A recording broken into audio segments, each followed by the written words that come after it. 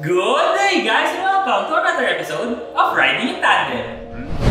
RID, Riding in Tandem, RID. With me, RM. At sa episode na to, iba naman tayo, no? Motor naman ang subukan natin. At ang kasama natin ngayon, ito, ang Matt Razorback 250. Ano, game na ba kayo?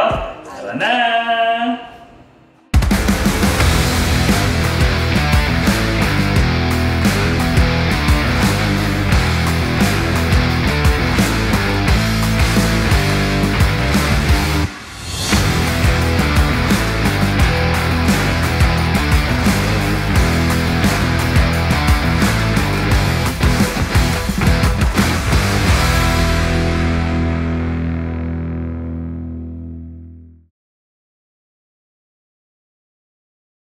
Gusto niya ba ng motor na naiiba kayo sa daan, yung wala ka talagang kapareho?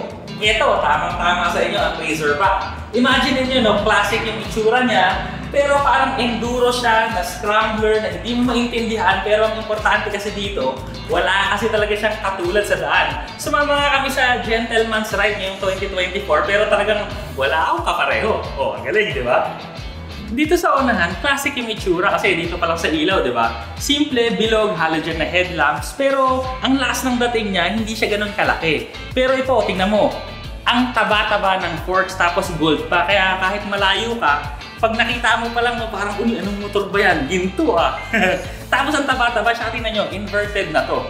Ang kinaganda pa dito, yung preno niya, naka-ABS to, dual channel. So dito sa unahan, tsaka sa likod, naka-discs to, naka-spoke wheels. Tapos tingnan nyo tong gulong, yung pattern niya, di ba? Pwedeng pang off-road, pero pwede rin pang kalsada. Tapos tingnan nyo to, yung tapalodo, di ba? Ang taas-taas. Kasi yung plane nito, yung gulong, pwedeng umaangat dito. So pwede talaga siyang pang off-road. Ah, pwede. Tao, tingin din itong tangke. Tingnan mo yung pagkapula, di ba? Napakatingkad ng pula. 11 liters din ang laman nito na gasolina. Naka-fuel injection din to. Ang makina niya, 250cc. Ito yung ABS niya. Tapos yung tambucho niya, no, di ba? Parang aftermarket na. Ito yung kinaganda dito sa motor na to eh. Akala mo pina-setup mo na, pero sa totoo lang, wala pang setup to ha. All stock to lahat. Meron na mga aluminum na protector, ayan no? Meron din dito sa tambucho, tapos dito sa bandang gitna, meron din. Pati yung tapalodo dun sa unahan, yun parang brushed metal effect niya, ang ganda-ganda. So, pag tinignan mo kasi siya sa malayo, no, maganda siya. Pero pagka kin-close up mo talaga, dun mo makikita yung mga materials na ginamit sa motor na to kakaiba. Ito pa isang built-in. Yung muffler nga pala nito, no, naka-silencer lang. So, tanggalin mo lang yung screw niya, tapos batakin mo. Ibig sabihin, para ka nang nag-set up ulit ng muffler mo kahit hindi. Kasi kasama na yan eh. Naka-monoshocks na rin to, tapos yung goma ang kapal. 130, 80, tapos 18. Naka-spoke pa rin yung likod natin, disc brakes, may ABS. Tapos yung kadena niya, tingnan nyo, sobrang kapal. Di ba? Pang big bike talaga. 5-speed ang transmission nito, 1 down, 4 up. Tapos yung ride height niya, medyo mataas, no? 880mm, pero 5'8 ako, kaya-kaya ko naman siya. Medyo tiptoe ng konti, pero kaya-kaya yung balanse. Hindi naman ako tutumba. Upright din yung upo ko dito, so komportable kahit matagal na nakasakay. Tapos mahaba yung stand niya kasi syempre mataas din yung motor eh. Social din yung makikita mo dito sa unahan. Nakalagay dito, Matt Motorcycles, Black Metal from Birmingham. Di ba? Kasi doon naman ito talaga originally, no? Birmingham, England, United Kingdom. Ang gauge nito, isa lang. Ang nasa ibabaw niya yung tachometer. So, ang red line niya, 10,000. Tapos may fuel gauge na rin dito, merong gear indicator, tsaka may speedometer din, tsaka odometer. Ang operation niya ng clutch, no, pag piniga mo, katang-tama lang, hindi siya malambot, sakto lang, tapos may flasher na rin siya, merong dim, tsaka bright ng ilaw, signal lights. Ang lakas ng musina. Dito naman, meron siyang emergency kill switch, tapos pang start ng engine, nandito rin yung susi, nandito na. Ito yung motor na ginamit ko sa Distinguished Gentleman's Ride 2024. So masasabi ko lang, no, talagang nag-iisa tong motor na to doon, wala akong nakitang kamukha niya. Pag-usapan naman natin yung ride niya. Unang-una dito, napakagaan itong bike na to. Kaya hindi ako nahihirapan kahit sa traffic, hindi ako nahihirapan na iliko-liko siya, no? Mag-lane filtering, madaling-madali lang siyang gamitin. Pasadong-pasado rin sa akin kasi ito, meron din siyang mga off-road na capabilities. So ang nangyari kasi, di ba sa atin sa Metro Manila o kahit sa Cavite, kahit saan naman sa Pilipinas, no?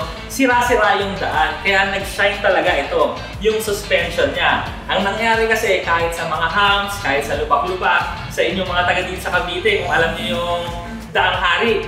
Ang dulo niyan, open canal. Sa open canal road, sira-sira yung daan. As in, yung mga trailers talaga. Pero ang nangyari sa akin, dire-diretso lang ako, no? Para lang ako naka-float. Uy, enjoy lang. Kaya-kaya. Sa usapang tuli naman, masasabi ko lang, sa mga 150cc engines kasi, para sa akin kasi, parang medyo nakukulangan ako ng konti.